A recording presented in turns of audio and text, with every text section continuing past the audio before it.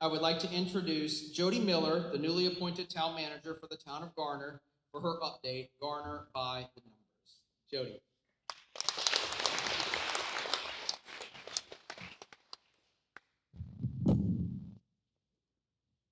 Thank you, Matthew, for that introduction. Well, good afternoon, everyone. It's a pleasure to be here with you. I like to walk around and point to things. Are you guys good with that? Stand at the podium? Okay, so just let me know if you can't hear me. So when I was asked to be part of this conference, which I'm just thrilled to be here to present to you, I thought, what would be something interesting that chamber members would like to know? And to get to know me a little bit, you'll get to realize that I like numbers. I like analysis. I like the way that numbers tell a story. So I thought that might be something that this group would be interested in. So I'm going to tell you Garner's story by the numbers, sort of where we are and where we're headed. Before I dive right into the numbers, as Matthew mentioned, I'm the new town manager. I was appointed in the spring of 2024. But before coming on board as the manager, I served the town as one of the assistant managers for 2 years. So I've been in Garner about 2.5 years. To give you a little bit more information about me, I am a native of Virginia. I had family in North Carolina growing up, but spent most of my formative years growing up in Virginia. I'm married to a middle school teacher. He teaches math and science, and so say a little prayer for him. I'm teaching math and science at the middle school level as well. I have 2 high school daughters who are starting high school next week, and that should be quite the adventure. And then we have our dog, Lucky. He's a yellow lab rescue, and he's just something else. So, as I mentioned, I grew up in Virginia. I went to Virginia Tech, both for my bachelor's degree and my master's of public administration. When I moved to North Carolina 8 years ago to the Triangle area, I would tell people I bring a little orange and maroon to the region, because I know there's lots of red and there's lots of blue. I've been in local government work for 24 years. I mentioned my 2.5 years here in Garner. Before coming to Garner, I was with Durham County. I spent 6 years there as one of their deputy county managers. And then before coming to North Carolina, I was in Virginia, Williamsburg, Virginia, as their deputy city manager. I'm also a credentialed manager through ICMA, and that's our National Professional Association. Credentialed managers are sort of the gold star of designation for managers. I've been fortunate enough to be a credentialed manager since 2007. All right, so let's talk about the numbers. I mentioned I like storytelling, and numbers tell a story. So first, since 2019, Garner has been growing. That's not shocking to anybody in here, is it? No? So since 2019, we've had 4,747 new residential units added to the town. We've had a 60% increase in building permits issued annually. 143% increase in inspections performed annually, and over $1.59 billion invested in residential construction since 2021. We've seen significant commercial expansion. We've had 2.6 million square feet of new industrial space added. We've seen an 89% increase in the valuation of commercial tax base since 2020. 27 new companies have moved into that new industrial space, which I just mentioned. And currently we have about 155,000 square feet of industrial space remaining to be leased. We're not only growing in our industrial businesses, but we're also growing downtown, and growth is happening on Main Street. So we've had a $10.5 million invested in downtown Garner. We have over 1,100 volunteer hours served for the events and activities hosted in downtown, and 29 new net jobs have been created in downtown. One of the priorities and goal focus areas that the town council has been working on is really thinking about what is the appropriate mix for our commercial and residential base. And so for a number of years, the council has been striving towards a balance of a 50-50 approach to both residential and commercial. Looking at both residential and commercial for the current fiscal year, we're about 45% residential and 55% commercial. When you take that number and you look at our other partners and municipalities in Wake County, Garner is the third most balanced community in Wake County.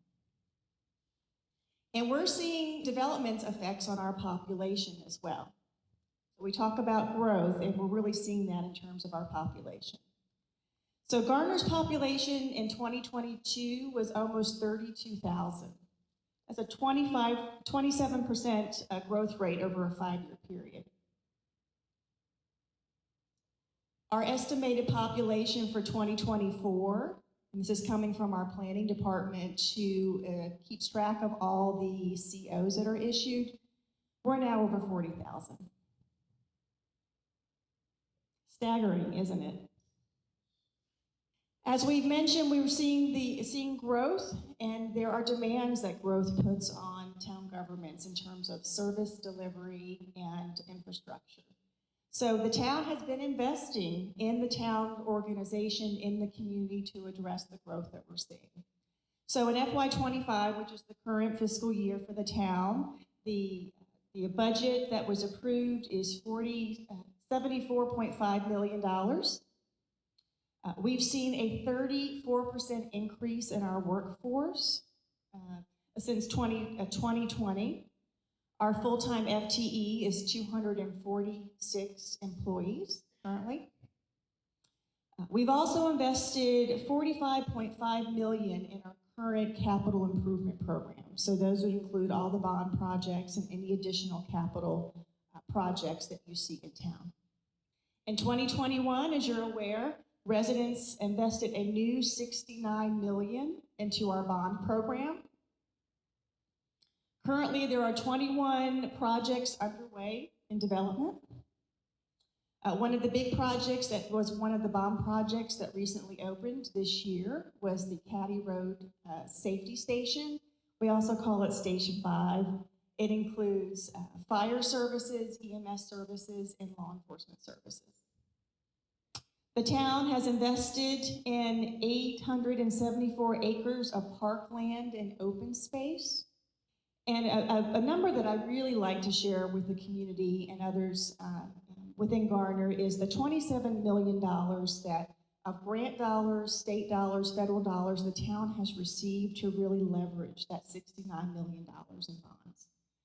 I'm excited to share with you, and there'll be more formal announcement coming out in the next few weeks. We've recently been notified that the town will receive $8.5 million from the U.S. Department of Interior for our Jurgen Park project. So every state and federal dollar that we receive means it frees up more dollars for other projects within the bond program. So that is something that we track, and we're excited to see that number continue to grow.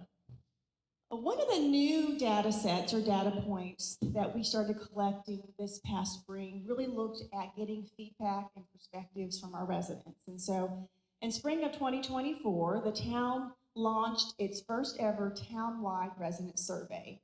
We used the National Community Survey Tool, which is a tool endorsed by ICMA, as our tool to use to help gain perspectives and feedback from our residents, everything from town services to the quality of life in our community and to information about our commercial and business community. So I wanted to share some of those highlights with you. This is information that we are looking at and analyzing into determining what should be town priorities. This information will be used as we begin the process of refreshing the town's strategic plan.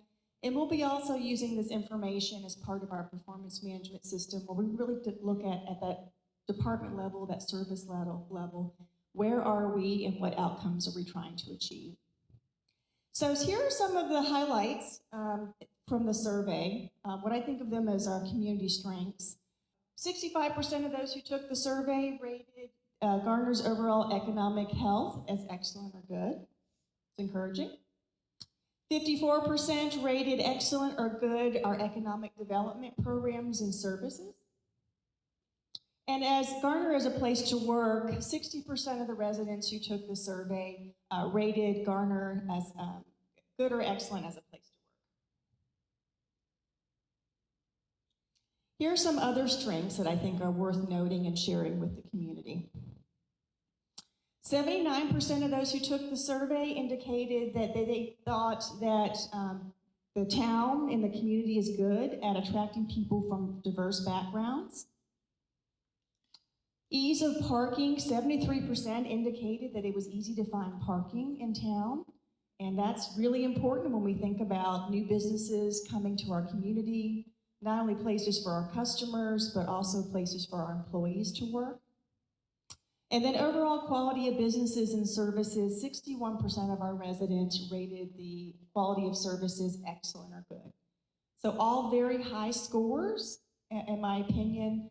They are at or above the national benchmark, so that's a very positive thing for our community, something to continue to build off of. But just like there are always opportunities, strengths, there's also opportunities that we need to look at. And so here are some of the information and data that we received that I think about as opportunities. Once again, this is from the National Community Survey. The survey was conducted in this past spring. So when we asked residents about their perspectives on the variety of businesses and services, 55% rated that as excellent or good. That's a good place to start, but also an opportunity to grow. Looking at employment opportunities, 37% rated the town as good or excellent. And looking at vibrancy of downtown or commercial areas, 31% rated good or excellent. So those are very good places to start, but as you can see, there's opportunity for improvement. And from my perspective as your town manager, you really can't start prioritizing or thinking about strategically on things if you don't know where you're starting from. And so this survey provides us another set of data that really helps us get a perspective of how our residents view our community and things they'd like to see more of or us continue to expand upon. Also looking at other future opportunities, the overall quality of transportation systems, 34% indicated they thought it was good or excellent. This is going to be a challenge in any growing and thriving community. Part of the growth and development we see, we also need to make sure our transportation systems and our infrastructure can keep up. So that's going to need to be a priority as we continue to grow. Looking at well-planned commercial growth, 49% rated as good or excellent. That took the survey. And then overall quality of new development, 49% rated as good as excellent as well. All positive information, but also opportunities to improve. And this is going to be really important as we start making strategic decisions, as we start talking about what our strategic goals need to be. Great things are coming soon, though. This information here really highlights, in my view, sort of 3 signature projects, economic development projects that we have underway currently here in town. One is the VA hospital and clinic. We're going to get a chance to see that firsthand this afternoon. I'm looking forward to that. I haven't had a chance to go in and do a tour since things started coming out of the ground. So that's going to bring 600 employees to our area and 370 new jobs, looking at a target of opening in 2025. And we'll hear more details about that project later on this afternoon. Our LMG project is a public-private partnership with the town of Garner. This is going to be in downtown on Main Street, right next to the Garner Recreation Center. It's going to bring 10,000 square feet of new commercial space to downtown and 24 new housing units. Some will also be affordable housing units. So we're excited about that project. Groundbreaking, we're estimating in 2025. And the last big signature project that is actively underway is the Wake Med Whole Person Medical Campus. Both the acute hospital and the mental health services facility. From that project, we're looking at $339 million investment plus 600 new jobs for that project. And their target opening is 2027. So I talked about kind of where we are. What our data is showing us as far as growth, the feedback that our residents are giving us about economic development, commercial development, the business community within the town. But let's talk about what the future may look like. So one of the big projects that we are undertaking and currently in process in partnership with Wake County is our ETJ expansion. And so we're anticipating that process to take place over the fall with a tentative approval probably in early 2025.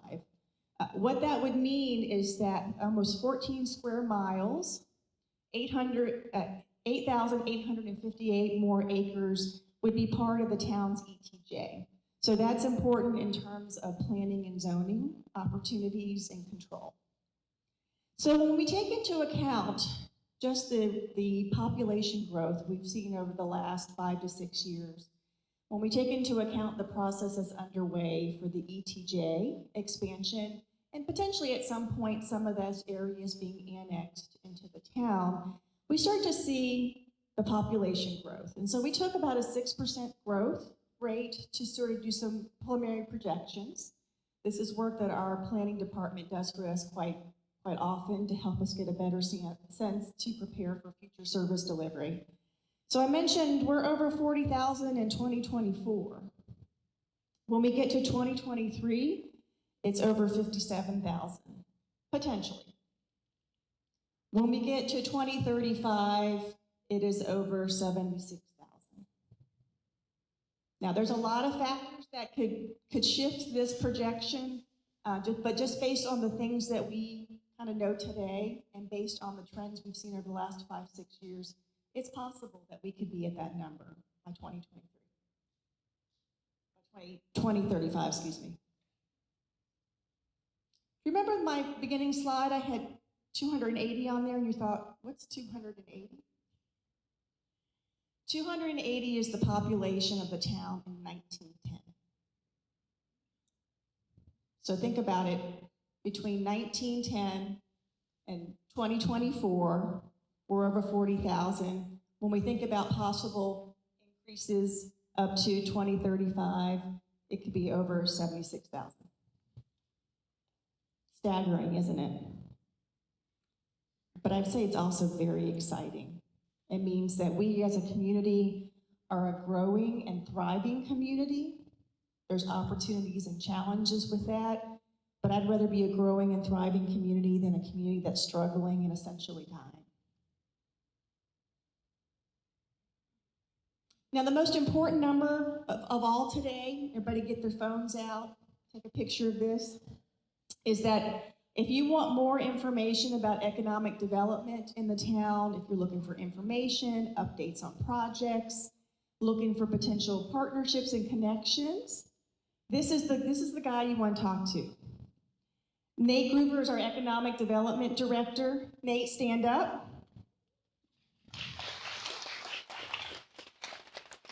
He is the point of contact. He's everything Town of Garner economic development related. And so he's your point of contact working with the town. His contact information, including his phone number and email and information on the economic development websites, is available. So that's the quick presentation I have for you today. It's been an honor to be here with you and sort of share what I'm seeing based on the numbers for where we are in the town and where we're headed.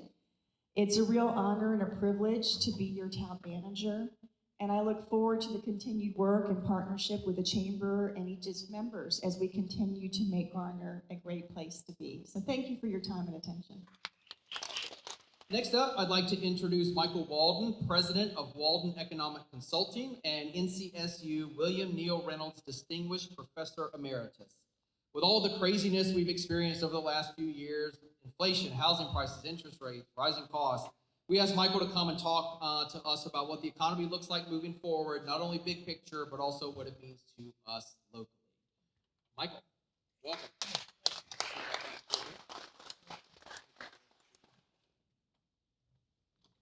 Well, good afternoon.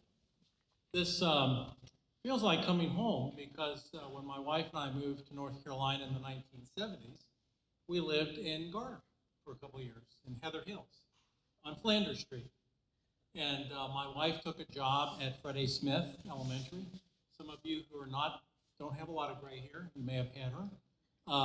She taught, she taught for 10 years before she came here. So she had 30 plus years when she retired. So she taught for over 20 years at Freddie Smith, half of which was classroom. I think they moved her from first through fifth, or she did all the grades through first through fifth, and then she was the art teacher for the latter part of her career. And she occasionally runs into to former students. In fact, we had a refrigerator go out after 22 years, and one of the delivery men who brought the new refrigerator looked at my wife and said, "Were you a teacher?" And she said, "Yes." And he said, "Where?" And she said, "Freddie Smith." He said, "I had you." So you have to be careful when you meet people. Well, you don't want to hear about my life. We are in I call what we're in now the anxious age. In fact, I'm doing a book for UNC Press that has that title. We're worried all the time. Probably a lot of that is due to COVID. And the economy is one of the things that we worry. And it seems like any little tick that is not positive sends tremors through the stock market and sends tremors through people. And I get a lot of questions, well, are we in a recession or not? And of course, the last time we saw that tremor was, 3 weeks ago. The Dow went down in one day, 1,000 points. And then I think there were a couple other days when it went down 500 plus. It's now recovered, but I got a lot of questions when that happened. Well, are we in a recession? Are we headed for a recession, et cetera? So I want to give you a little background on that question. And then I want to obviously talk about the future, and particularly the future of my wife and my first home here in North Carolina, right here in Garner. Clearly, we had a traumatic time with COVID. COVID hit in February, I think it was, of 2020. My wife and I like to, in fact, we've been in this building to see plays, but we like to go to New York. She's a New Yorker, to see plays, and we had tickets, I think, for April 2020 to go to New York to see Matthew Perry and who's his wife? Senior moment escaping me. She was on Sex and the City, not. There you go. So, yeah, we had tickets to see them in a revival of Plaza Suite. And I can remember having dinner with some friends in February, and COVID was just getting the headlines, and one of our friends said, "Well, do you think you'll make it to New York?" And I said, "Oh, yeah, this is going to blow over." What did I know? But because we had to close down large parts of our economy, including here in North Carolina, Governor Cooper, for example, said, "Stay home and work from home if you can." I could. I was still teaching then. But a lot of people couldn't do that. He also said if you own a restaurant or a gym or a hair salon or barbershop, you need to close down. I'm ordering you to close down because a lot of close contact there. So the economy retreated. We had a COVID recession. It was different than any other recession because it was, in a sense, policy driven because we wanted to stop the spread of the virus. Unemployment in North Carolina went up to 14%. I remember as it started to climb, I was getting calls from people in the General Assembly saying, "Walden, how high is it going to go? How high is it going to go?" And each time I ratcheted it up a little bit, and of course it would pass that, and we ended up at 14%. Our GDP, gross domestic product, for those of you who follow economics, you can see the big drop on the left-hand side of the screen. The biggest drop we had percentage-wise since the 1930s. But fortunately, we sort of got COVID under control. And by May of 2020, Governor Cooper was opening things up. Same thing was happening nationally. And you can see at the end of 2020, we had a very, very sharp rebound in the economy. And when it goes down from that very sharp rebound, it doesn't mean we're retreating. It just means the growth rate is slower. And we're growing now, you can see by looking post-COVID and pre-COVID, we're growing at about the same pace as we were prior to COVID. Employment has been trending upward. Now let me say one thing about the news that came out, was it yesterday? The Bureau of Labor Statistics that does these things, they compute a lot of statistics we use, said that for the year from March of 23 to March of 24, they had overcounted or overestimated the amount of employment in the nation by 818,000. So they revised the total aggregate employment down by 818,000. Now, that doesn't mean that we didn't grow. And this graph, by the way, was done before that came out. This doesn't mean we didn't grow. It just means that we grew less than we thought. In fact, we're still growing. Now, there were a lot of questions. I don't know if this is of interest to you, but I have had a lot of questions already. Well, what does this mean? Why do they do that? Well, actually, the Bureau of Labor Statistics does this every year. All of the numbers they put out, including the inflation numbers, are based on samples. There's no way they can track every price in the country. And there's no way they can count all the employees in the country. The only close approximate to that would be the 10-year census. So every year, the Bureau of Labor Statistics takes a look at their data, make sure their sampling is correct. If they think they've oversampled or undersampled, then they will revise the numbers. So, and of course, everything gets politicized. There's been a bouncing ball back and forth as to whether this has been contrived or not. No, it's not been contrived. These are professionals who do this. And we're still growing and adding jobs. We have seen a return of people to the workforce. A new term sprung up, well, not necessarily a new term, but a new application of the term, and that was labor shortage. We'd never seen labor shortages occur after a recession. I told this story. I had another presentation this morning. I told this story. I grew up in Cincinnati, and Joey Votto's retiring, by the way. I announced that, even though he's with another team. My father was a carpenter, and worked his entire career as a carpenter. And he would be periodically laid off in the winter. Cincinnati can get snow. And he'd get laid off, he'd take unemployment compensation, he'd do some chores at home, get in the way of my mother, my family. Then he would be called back. So come furloughed, stay home, go back to the same job. And that was typical. A unique thing happened after COVID when we started to go back to work, is a lot of people didn't go back to the jobs they had, particularly people at lower paying jobs, like hospitality. And the reason is that people were able to obviously sustain themselves during COVID because we had a lot of federal programs helping them. And a lot of people thought to themselves, you know what, I'm going to take this time to reskill myself so that maybe I don't have to wait tables, and maybe I can work for a tech firm. Tech firms were big hires during COVID. And a lot of people did, particularly young people did. And so we ended up with something that was very unique after the economy reopened, is that a lot of businesses couldn't find workers, particularly businesses that were typically paying lower wages, like hospitality. So that was something different that we hadn't experienced during COVID. Now we've sort of gotten back to normal there, although a lot of those wage rates, in fact, if you look at the data for pay increases by occupation, you rank the occupations from those that pay the highest to those that pay the lowest. A unique thing coming out of COVID was the lower paying occupations actually saw the biggest increases in pay, and that's because of what I just said. But anyway, we're back to normal, close to normal in terms of people back in the labor force, as you can see from this slide. Now, one of the big surprises that the country experienced after COVID was a surge in the inflation rate. This is showing you a graph of the year-over-year inflation rate. This is by month. You can see,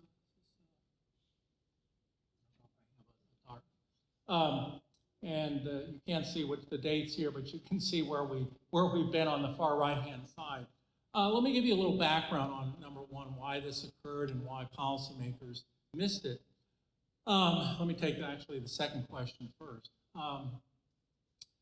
Typically, when you have a recession, like the COVID recession, if there wasn't any inflation in the economy, or at least high rates of inflation in the economy, during the recession, when people aren't buying, that gets dissipated. So typically in the recovery after recession, inflation is not the problem. In fact, the worry is to make sure the unemployment rate goes down fast. And I'll give you an example of this. The recession we had prior to COVID, it goes by a variety of names. Some call it the subprime recession, some call it the housing crash. This is the recession that occurred from 2008 to roughly 2010, when the housing market got very deep into trouble. when we came out of that, there was no surge in inflation. Inflation was meandering around 2% a year, which is considered low. What happened, though, is the unemployment rate stayed stubbornly high, over 10% here in North Carolina for 2 years after the recession had been declared over. In fact, at that time, I was on a monthly call with Governor Perdue. She just wanted to pick my brain on the economy. And I'll never forget, she asked me at one point, Mike, she said, we still got double-digit unemployment in North Carolina. Is this the new normal? And a lot of people were worried about that. So when the COVID recession ended, that was the model that policymakers, and by policymakers I mean people at the Federal Reserve, people at the U.S. Treasury, thought would happen, that inflation would not be the problem. Instead, that the problem would be making sure that 14% unemployment rate started trending down. Instead, what happened was the exact opposite. The exact opposite. The unemployment rate, as soon as the economy started growing at the end of 2020 and then throughout the succeeding years, the unemployment rate plunged very quickly.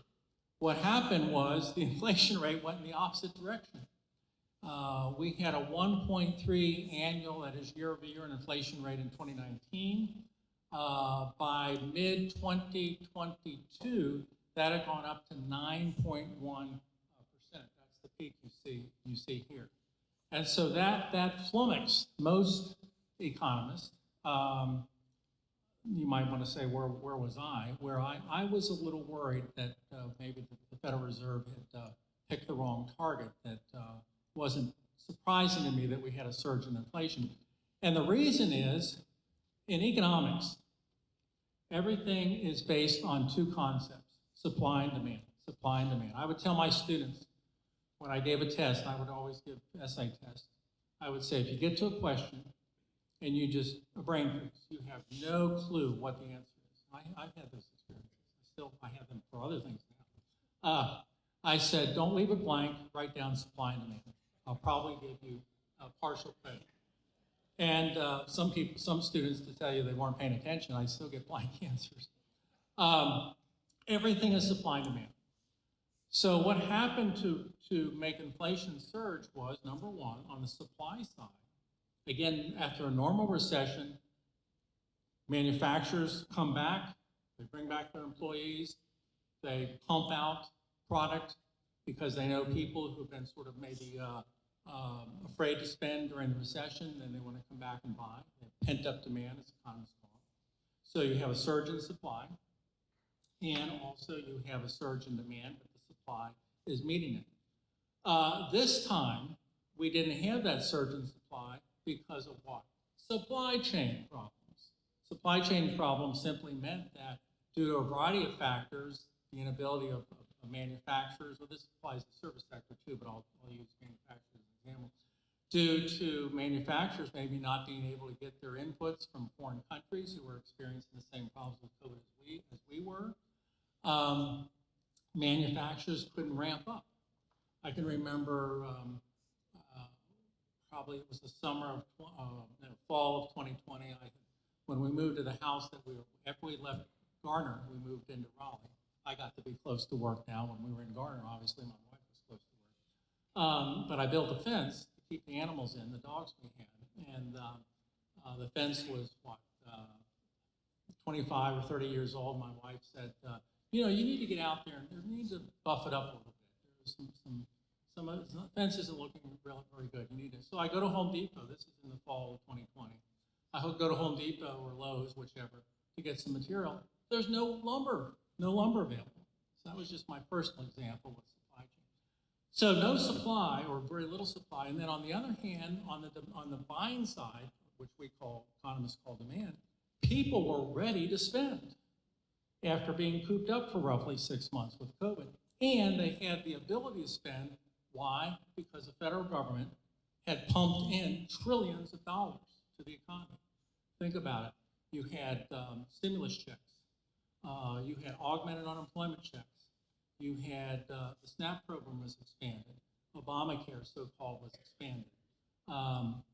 You had, if you do the numbers, to do the math, during both Trump administration and the Biden administration, so this is totally nonpartisan, in the span of under 2 years, the federal government pumped in $6.5 trillion to the economy, into people's pockets and businesses' pockets. So people had the ability to spend, yet there was very little to buy. And in our system, when you have people trying to buy more than the supply, prices will go up. Prices will go up. And so we had that surge in the inflation rate. And the Federal Reserve, which is one of my favorite topics to talk about, the Federal Reserve normally would have anticipated this and tried to slow down spending by raising interest rates and pulling cash out of the economy. But they were behind too. They were not anticipating this, and they still thought it was temporary. So even though the inflation surge began in late 2020, it was not until early 2022, over a year later, that the Federal Reserve started to take action. Now, what action did the Federal Reserve do? Well, the Federal Reserve has two main tools to influence the economy. And by influencing the economy, they're mainly focusing on trying to achieve the Goldilocks economy. The Goldilocks economy is where you have both low unemployment and low inflation. That's the goal of the Federal Reserve. Actually, Congress gave the Federal Reserve that mandate at the end of World War II when there was a concern that we were going to go back to the Great Depression after World War II, just like we had prior to World War II. At that point, the Federal Reserve was primarily a regulatory agency that made sure banks were behaving properly. So at the end of World War II, the Congress said to the Federal Reserve, we are changing your mandate. We want you to use your policy tools to constantly achieve, or at least move toward a goal of an economy with low unemployment and low inflation. So what does the Federal Reserve do when they're trying to achieve that goal? They use their two tools.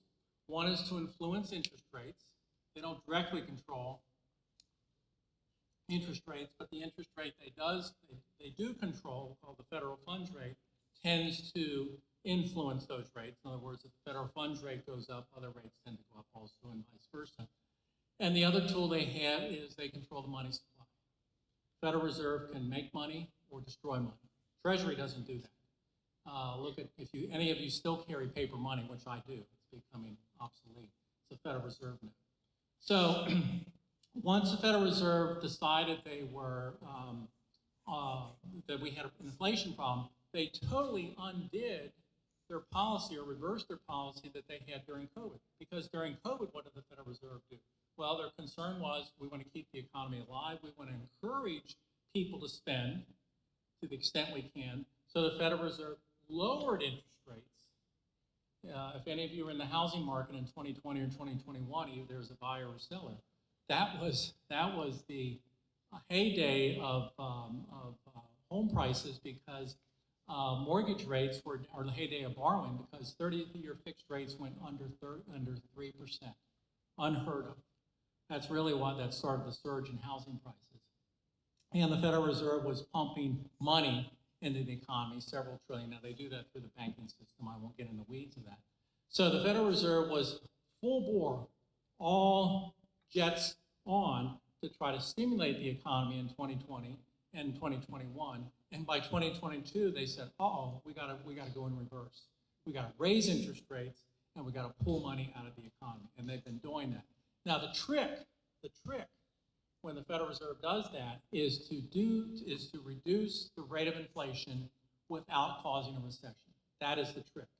If they can do that in the economics business, it's called a soft landing.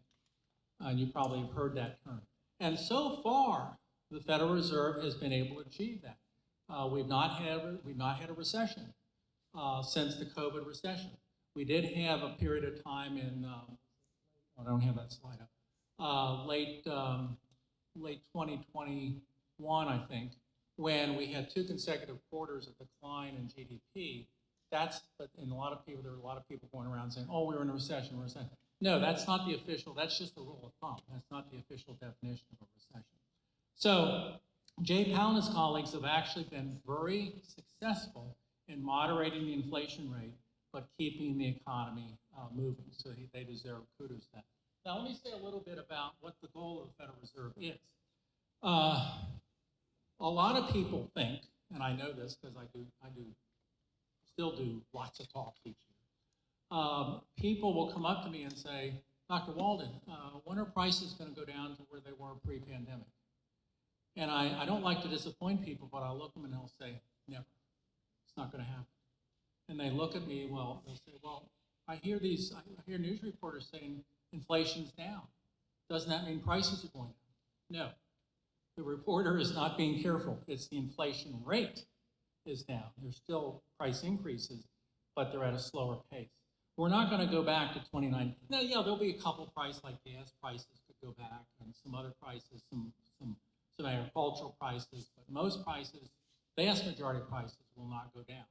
Well, what the Federal Reserve's goal is to get us to an inflation rate, which still means prices are going up, but it's a much more modest level. Their goal is 2% year over year, and therefore enable most people to keep their head above water. Meaning that if you're a worker and you get a 3% raise during the year, and inflation's 2%, yeah, inflation's wiped out part of your raise, but you're still moving ahead, and that's actually typical historically. One of the issues right now, and people I think feel this, but they don't do the number crunching like I do. If you compare the average person's salary increases or wage increases, however you want to phrase it, average person's salary increases over the last almost 4 years to the rate of increase of prices, they're behind by about 4%. So their standard of living is lower. This is for the average person. Now, it's better than it was a year ago when that gap was about 7%. And my forecast is by this time next year, people will at least be even, and hopefully then we get back to a situation where prices are going up at a slower pace than salaries. But do not expect most prices to go back to 2019 levels. Okay, so let me now move on to the future. Oh, let me stop here a minute. This is the, no, wait a minute. Never mind. Okay. I stopped. Okay, let me stop. Let me talk about the future. We have been fingers crossed for a long time, hoping the Federal Reserve would stop raising interest rates. Well, they did. They have. So now the next hope is, when will they begin lowering interest rates for people looking to borrow money? That will help them. There's some investment implications of that also that are positive. Lower interest rates tend to boost stocks. The Federal Reserve has hinted fairly strongly, and by hint I mean the chair when he does. Incidentally, the Federal Reserve is always tight-lipped. Of all the government agencies, the Federal Reserve doesn't like to talk. They like to keep things secret. And that actually goes back to Greenspan, who thought that, incidentally, Alan Greenspan I consider to be a genius. He's still with us, I think he's 100 years old. I would always tell my students this, I'd say go online, and when we got to the Federal Reserve, call up Greenspan testifies. See if you can call up a tape of Greenspan testifying. And the reason I told him that is, if you watch Greenspan testify as he's testifying, you think, wow, this guy is so smart. He used such great language, such technical language. But then if you slowed it down or you read the transcript, what you find is he never said anything. He's absolutely never said anything. He just said it in such a great way that he totally baffled with senators or congresspeople. In fact, that's what he'd always start off when he would get a question from a senator, depending on whether he's testifying in the Senate or Congress. He'd always get, when a politician would ask me a question, the first thing Greenspan would always say is, "That is a very astute question. That is a great question. I praise you for following this so deeply." Congressperson or senator would be flattered. And yet you listen to his answer, he'd have all these nice big words, and you read the transcript, he said absolutely nothing. It was, well, there got to be a term called Greenspan speak. Anyway, where was I going? The Federal Reserve doesn't like to talk. They like to keep their policy making a secret until they actually do it. But Jay Powell has implied that if the target inflation rate, there are actually many measures of inflation. The one I'm giving you is what's called the all item. One of the questions I always get from people is they'll say, yeah, Walden, that inflation rate has gone down, but they don't count food and fuel in that. And I said, no, the one I'm quoting you does count everything. It's the official one. There is a secondary inflation rate that excludes food and fuel. And the reason that economists like that is we know that food and fuel prices can be influenced by things that are totally outside of policy control, like the weather or foreign decisions about oil supply, et cetera. So we like to see what the inflation rate is for items outside food and fuel. It's not to deceive anyone. But Jay Powell has strongly hinted that if the inflation rate continues to moderate, we will get a rate cut, or that might spark a series of rate cuts. The next time the Federal Reserve meets is in September, mid-September. They meet every 2 months. And probably the betting right now, the high, if we were betting, the House would bet on the Federal Reserve cutting interest rates. It looks like the disagreement is whether a 0.25% cut or a full 0.5% cut. The rate right now is at 5. Well, it's actually 5 and some change, 5% and change. But if they do cut, even if it's a quarter, my expectation is that that's going to be the first of many cuts. In fact, if you look at the Federal Reserve's and other people's forecasts, they're forecasting that by early 26, the Federal Reserve's key interest rate will be back around 2.5%. So halfway down. You don't want it necessarily to go to zero. But what the Federal Reserve, and for example, the fact that we had that revision in the jobs number yesterday, 818,000 fewer jobs over the year than what was previously given, that probably is another factor that would move the Federal Reserve to cut, because they want the economy to be slower. They don't want a slowness to turn into a recession. So my view is that we are probably in an era, a period of time where there's a slowdown, but there's no meltdown. All right, let me, where am I on time? How many more minutes? I can go on and on. 6 minutes, okay, perfect. Let me bring it home. First, let me talk at the state level, North Carolina. Obviously, I'm now, have been for almost 50 years, a resident of North Carolina. Love North Carolina, it's a fabulous state. We just don't have Major League Baseball. I'm still a Reds fan from Cincinnati, so we need, Dutton is the name, the guy that owns Hurricanes, to get us a franchise. And I'll be happy, totally happy.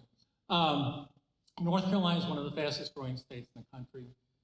There are all kinds of, every year, all kind of rankings come out on ranking states by economic development. We're usually first or second.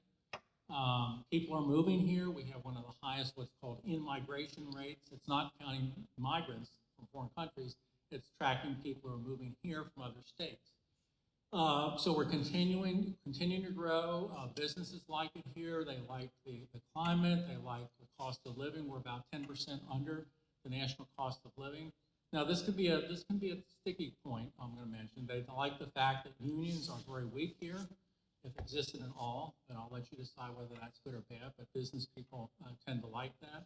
We're strategically located on the East Coast, but very accessible to Europe. We're accessible to the Midwest, et cetera. So, and then beautiful climate. If you want to go to the beach, you want to go to the mountains, you want to play golf in the Piedmont, I mean, it's got everything here. Now, Triangle. Triangle, I would argue, is a step higher in terms of growth. When Mary and I moved here in the 70s, I'll use Raleigh as an example. I remember asking, Mary said one evening after I came home from work, she said, you know, the weekend's coming, ask one of your colleagues what a good restaurant to eat at is in downtown Raleigh. She wanted to see Raleigh. We were living here, obviously, and did all the shopping, but she wanted to go into Raleigh. So I did ask one of my longtime colleagues, or a colleague who had been here a long time, and he looked at me and said, well, the only one I can think of is Est. It was an Italian restaurant. So that's it. Pretty much the city locks down after 5, especially if the General Assembly's not in session. And now, of course, look at Raleigh and the Triangle, and of course the sports teams and new hotels, et cetera, et cetera. Now, in terms of you, where you are, I think you are in strategically a good spot for a couple of reasons. One, when urban areas grow, when central cities grow, they tend to grow out just because they use up all the land in the core, and then they move out. So you are on that path. And Southern Wake County used to be all the big growth was in Northern Wake County. Now it's moving to Southern Wake County, Clayton, et cetera. Well, Clayton's obviously Johnson County. So that's one point. The benefit of moving out is housing prices are lower because land prices are lower, because you're less accessible. But as you develop more, as your city manager was talking about, as you develop more and you get more businesses here, people will not have to commute as much. So, and businesses are looking for, many businesses are looking for cheaper land and less congested areas.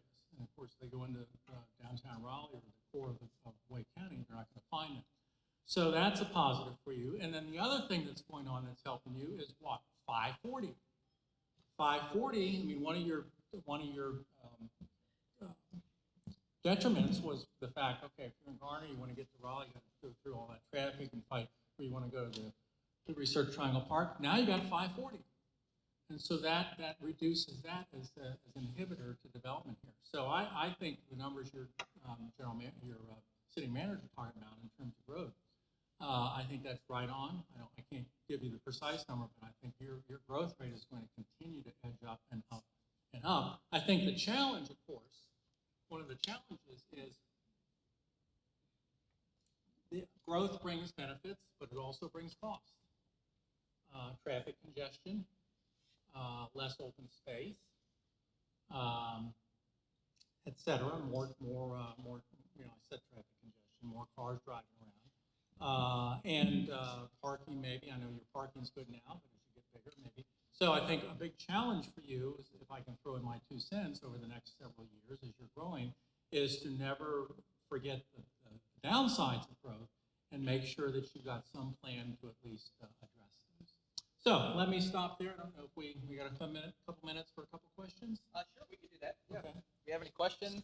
Questions? Anyone?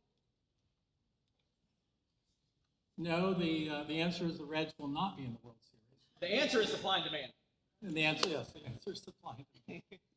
Awesome, thanks. Give Michael a big round. Oh, I will say, one question I anticipate. Oftentimes people corner me as I go out and say, well, Dr. Walden, what do you really think about the stock market? Where's the stock market going? And I have a stock answer to that. And the answer is the same one that I saw Milton Friedman give when he came to talk to students at Cornell, where I got my advanced degree. And a student asked him, Dr. Friedman, where is it? This is in the early 70s. Where's the stock market going? And Friedman said, well, that's a good question. I've spent a lot of my career trying to answer that question. I've got models that students work on, and I've got a definitive answer for where the stock market is going to go over the next year. And of course, everyone is just, if they had their cell phones, they would have had them out to call their broker. And he said, I can assure you with almost 100% reliability that next year the stock market will fluctuate.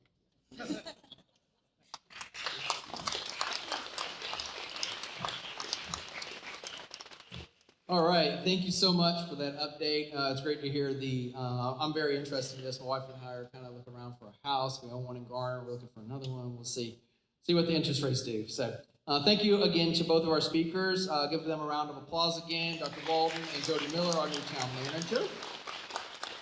I'd like to thank everyone for joining us here today at the Impact Conference. Please give a round of applause to our sponsors, our Impact Award winners as well.